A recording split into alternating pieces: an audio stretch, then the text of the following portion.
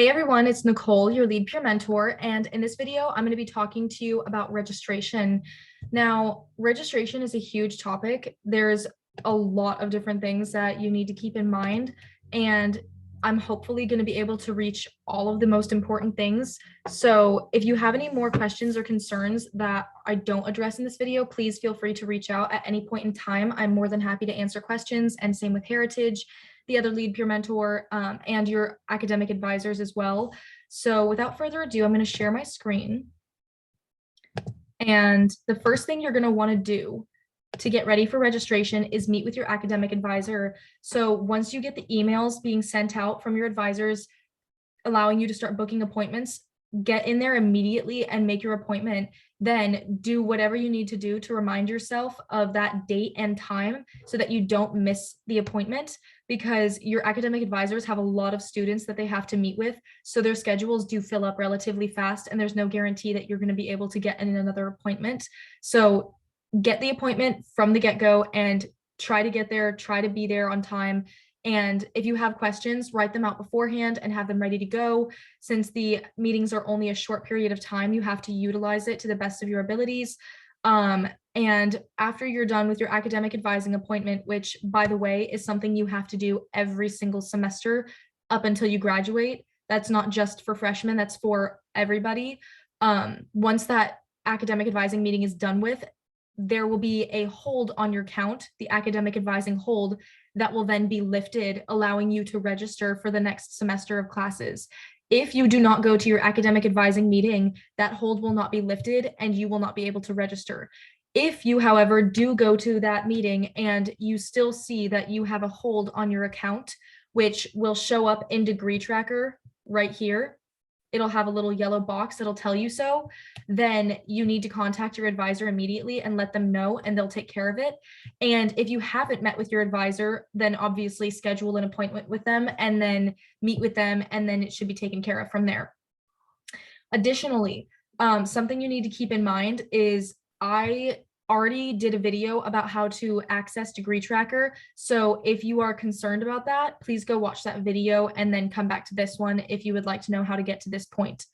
Additionally, this blue box up here is going to show you what date you register depending on what units you are currently at.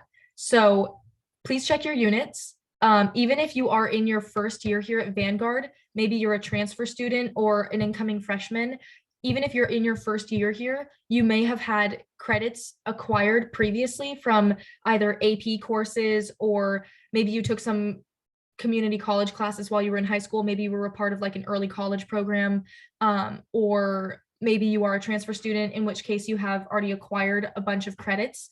If you have that as the case, then you may not be considered a freshman. You might be considered a sophomore or a junior, whatever it may be. So make sure you know how many completed credits you have done, check that, and then you're going to be able to register on a specific date according to the amount of units you have completed. So speaking of the dates, say you were registering on Tuesday, November 16th.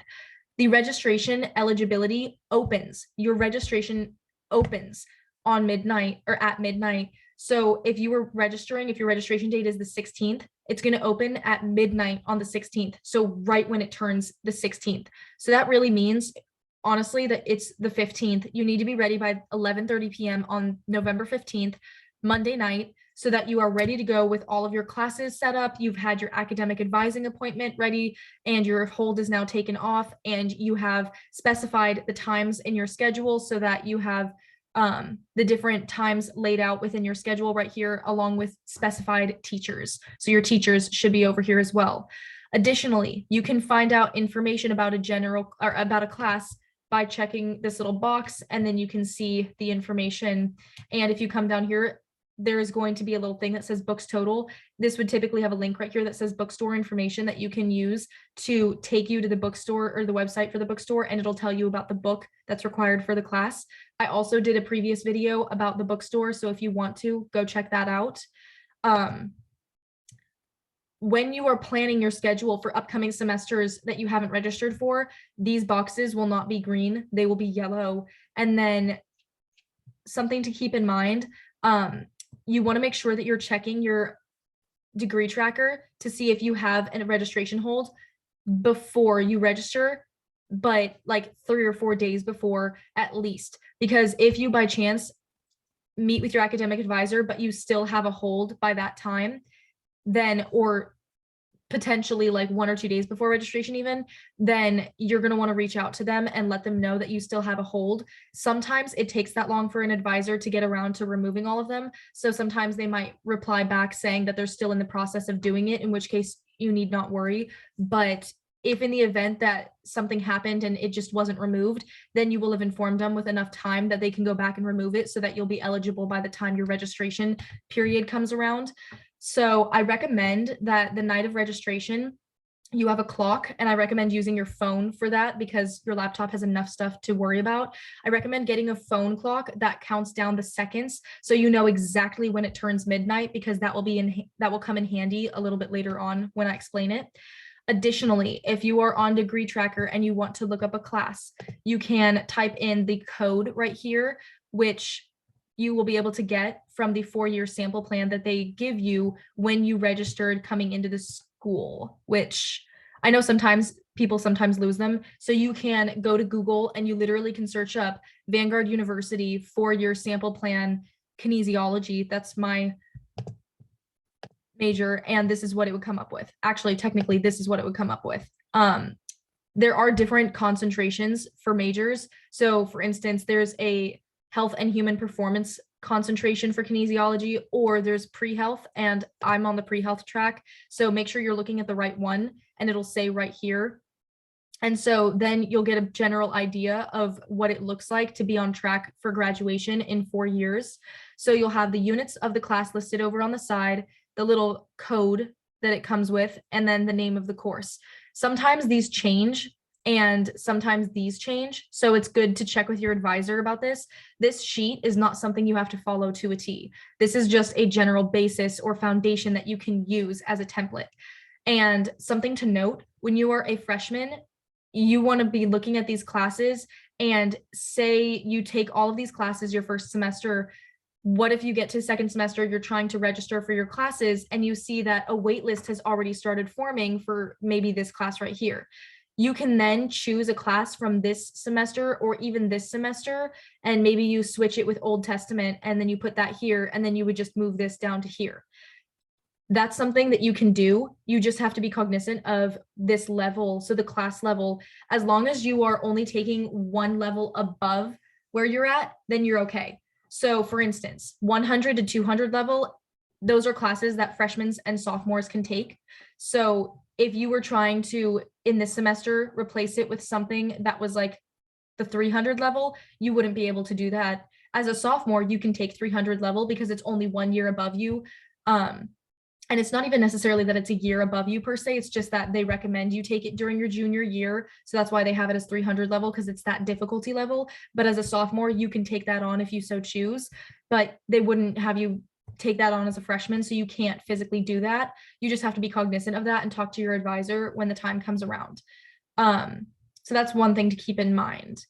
Additionally, there is the minimum requirement to be a full-time undergraduate student of 12 units. So when you're planning out your schedule and you're trying to accumulate the amount of units you need, I would stay around 15 to 16. That's the recommendation, but you need to have a minimum of 12, and that's enrolled. So once you've registered and once you've gotten the classes and you're actually in the class and all of your classes turned green on Degree Tracker, I'll go back and show you they turn green once you register. After that's happened and you're actually in the class, this area enrolled should be at 12 or above. So if you're not at that number, you're going to need to add another class to your schedule, which is why I would recommend putting a few different classes beforehand before registering. When these boxes are still yellow and you haven't registered yet, I would add a few classes in here to act as cushion in case you don't get into one of the classes that you wanted to get into. Now, you can join the wait list if you see that it has the option to. So you could join the wait list, but if you're not within the first 5 people, I really wouldn't suggest putting yourself on the wait list.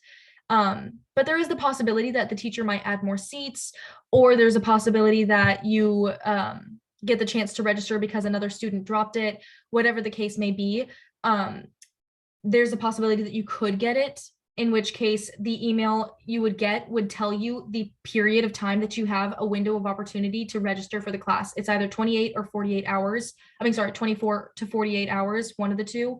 And you will have that amount of time before your slot is given to somebody else on the wait list. So keep checking your email every single day. Make sure your notifications are on. If you put yourself on a wait list, then that's really important to keep checking your email.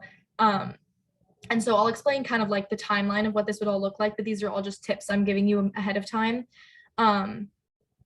But additionally, the way this flow is going to go. So at 11:30 p.m. at night, the night before your registration date. So if you, like I said, if you were on the 16th, be ready by the 15th. If you're on the 17th, be ready by the 16th at 11:30 p.m. You want to have all of your classes ready to go. You want to have the teachers and the class times specified. You want to have this schedule put on here.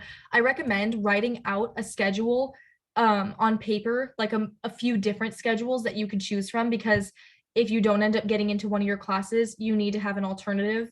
So make that a mental note and keep that in mind, but have yourself ready to go. Make alarms if you need to, reminding you at 11 p.m. that you have registration that night so that you have enough time to come on here and make sure everything is good to go. And give yourself an alarm the days leading up to registration, like at least 2 to 3 days.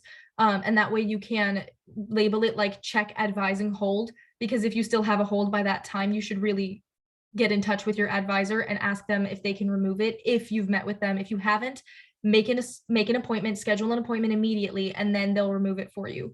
So just reiterating that, because that's the most important thing for registration. Also, you need to make sure that you have all of the classes that you are going to need for staying on track with your degree.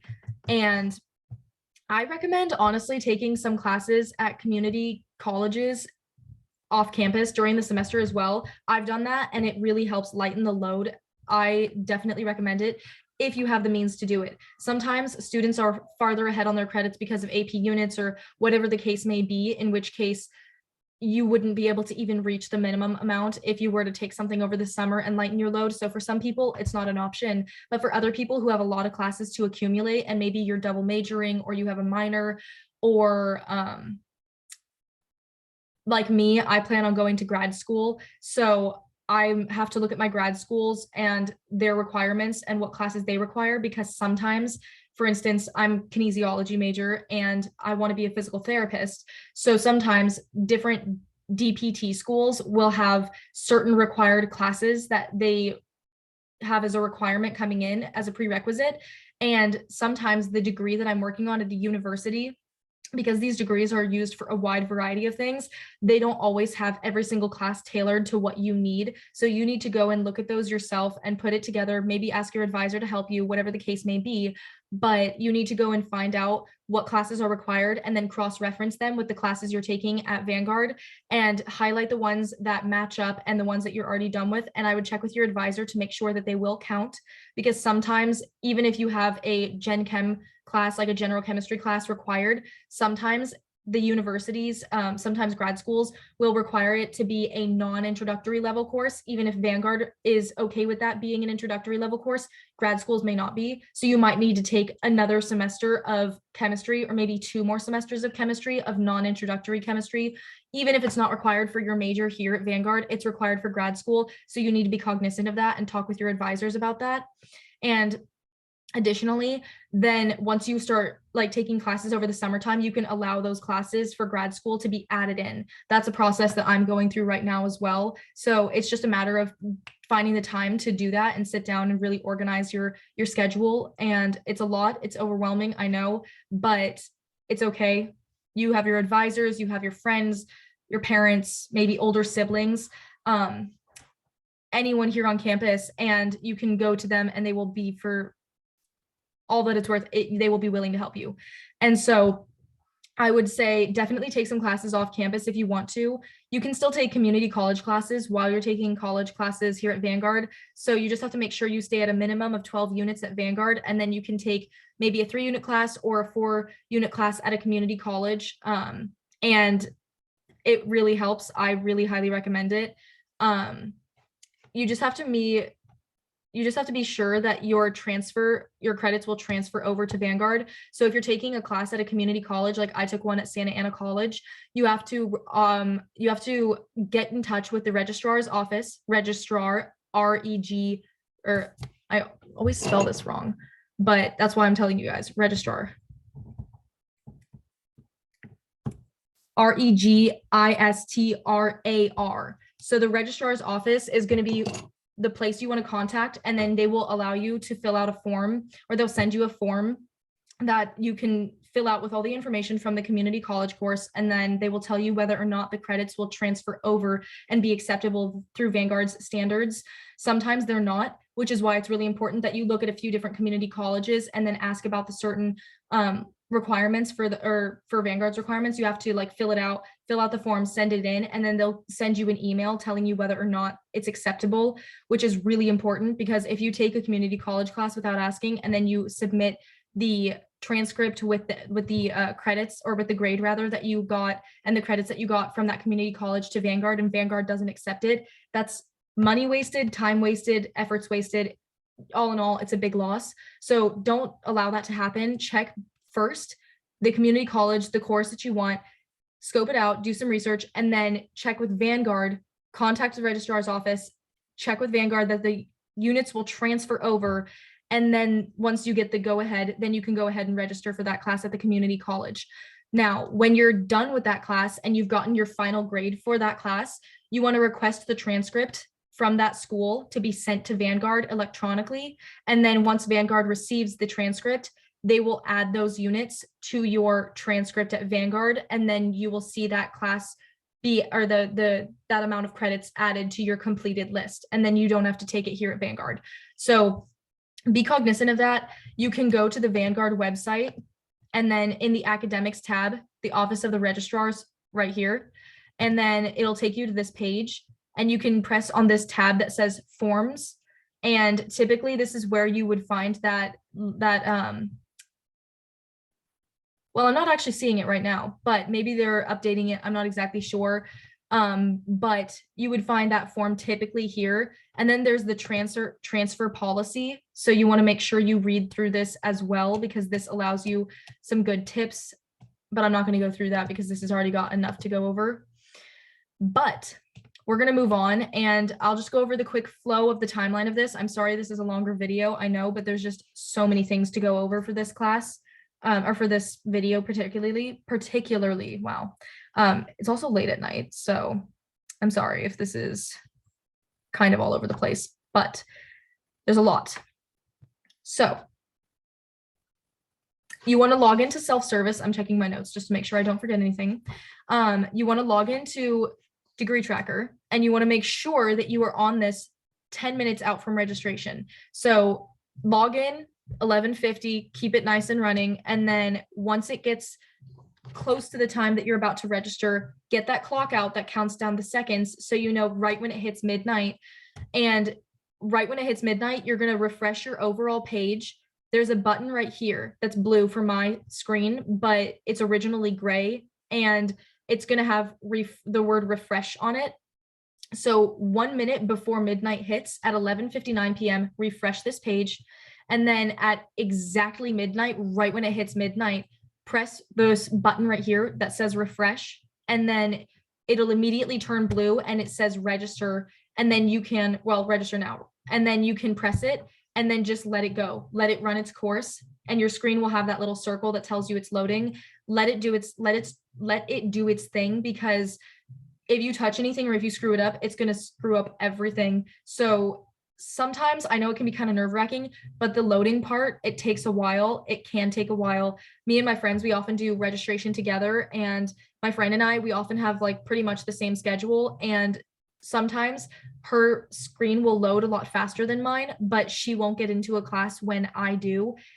There's no rhyme or reason to the system. There's no way to tell. However long it's loading is not indicative of whether or not you got the class. So don't worry about that. It doesn't mean anything. Just let it do its thing. The only time that you would want to get out of that page or refresh it and start over a fresh page is when you have a little box up here that turns yellow and it tells you that there was maybe a problem. So when that happens, if that happens, and I've had it happen to me, so I know It's very stressful and not ideal. But when that happens, don't freak out. Just open up another page or refresh the one you're on and then start over again and then take it from there. Something to note, if you are taking a class, like for instance, chemistry, I have a lab with this class, you will not be able, these buttons on the side say register when it turns midnight and you're able to register and this becomes blue. These will also become blue. And instead of saying drop, it will say register. Don't go down individually and press register for each of your classes. That takes way too much time. And for classes that have labs and lectures, you cannot register them at different times because they are required to be taken simultaneously. So that's why this big register now button is the only button that you can and should press. You could technically press these individual buttons, but I really don't recommend it and it's going to screw up the whole thing. You're probably not going to get the classes you want. Just press this big register now button and it'll register everything simultaneously. Something that you can use to find out information about a class is by looking at the little box. Typically there would actually be a little link right here that says bookstore information and it'll take you to the bookstore website and to the book specifically required for this class. I recommend you watch the bookstore video that I made previously and you can see a different way to find your textbooks as well, but that's one of the ways. Additionally, let's see, what else? Once you hit register now and you've got everything loaded, you'll get a confirmation email saying that you were registered. But if you see these boxes go from yellow to green, you're good to go. If all of them are green, you've made it into all of your classes. However, if some of these turn red, that means you didn't make it into the class, obviously. Something to note, before registration, before you have eligibility to register, and all of these are yellow and these buttons are still gray and it's before midnight, before your eligible time, you want to make sure that you're looking at your class and make sure that all of these classes have a good amount of seats left. I would say anywhere between like 10, that's kind of pushing it, maybe more like 15 to the original highest amount that it can go to. If that's how many seats are left, you're in good standing, you'll probably get the class. But if there's like 1 to 5 seats left, it's not great chances. And therefore I would recommend you find a different class altogether, or maybe try to find that class offered at a different time that works with your schedule. But keep that in mind. But anyways, so once you've registered, once all these classes turn green or red, depending, then you can take it from there. If the class turns red and you don't have the ability to take that class, you can add yourself to the wait list if you still wish to try to get into this time frame.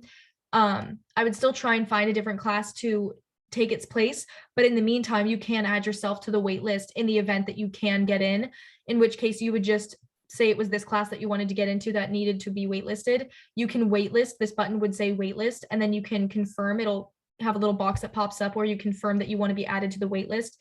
And then it'll tell you in this little box over here what rank number you were at. So once you press the little box, it'll tell you somewhere along here, or even in this little box originally right here, somewhere in here, it'll tell you what rank you are on the wait list. If you're anywhere between like 1 and 3, potentially 5, you're probably more so going to get the chance to get into the class. If you're anything above that, I really wouldn't recommend you trying for it. But essentially with these kinds of wait lists, we are a small school, so not a lot of options there, but sometimes teachers will increase the seat number, or sometimes if you email them, then you can say something along the lines of, I really wanted to be in your class. Is there any possible way that I can join? Something along those lines. And then they might respond back saying, yeah, I think I can make something work, or yes, come to the first day of class, with an add drop form, which you can get at the registrar's office, which is in the first floor of Scott, or you can print it from the website with all of those forms that I went over. One of them is there, the add drop form.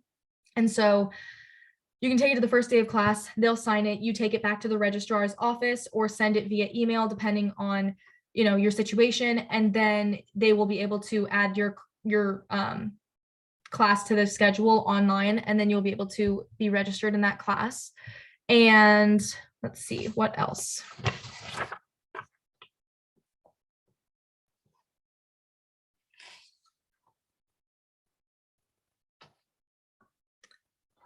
I'm not sure if I mentioned before, I may have, but I did a video on how to access Degree Tracker. So if you got to this page and you were a little confused as to how I got onto Degree Tracker, there is a previous video on how to do that. So you can go and watch that.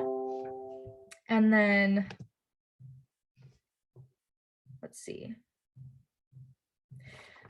Something else to note, if you are someone like an athlete or if you have disability services, whatever it may be, you might not actually be registering with the rest of your class. So for instance, if you're a freshman and you're a student athlete, then normal day that freshmen would register, like you may be actually given the time to register before then. So keep in mind that that might be the case, in which case you would not go based off of what the date is for all freshmen. You would go based off of what the date was for you because you were granted early access to registration. Additionally,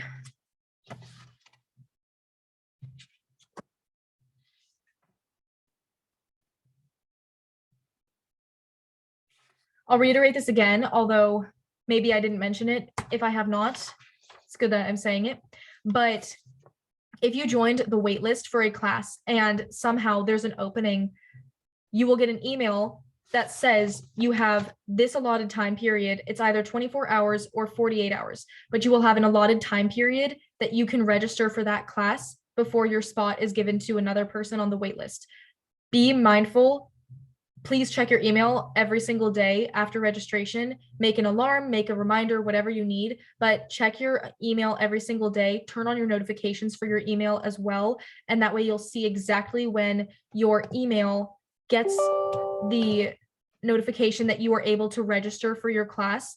And then you can go in and register immediately before your spot is given away to somebody else. You have about, I believe it's 2 days, like 48 hours, but it'll say exactly on the email, so pay attention to that. And I believe that's encompassing everything. I really hope that you found this helpful. I know that this was kind of all over the place, but there's a lot when it comes to registration. And if you are still concerned, if you are confused, do not hesitate to reach out to me, Heritage, or your academic advisors. That's why they're there. If you just want someone to help reassure you with your schedule, or if you have more specific questions, please feel free to reach out. You have my name and email on the homepage of Canvas. In terms of my number, make sure you specify your name. Like if you use my phone number, specify your name and your, that you're a freshman and that you're running help with registration, so that I know who you are instead of just having a random text come in and not know who you are. But anyways, that goes without saying. But I hope you have a great rest of your day or night, whenever it is. And thank you for listening. Thank you for bearing with me through this video. I know it was kind of long, but there's a lot more that I could really go into. Honestly, this is such an in-depth topic. There's so many little details here and there, but hopefully you're able to piece this together. And I am here if you have any questions. I will see you in another video.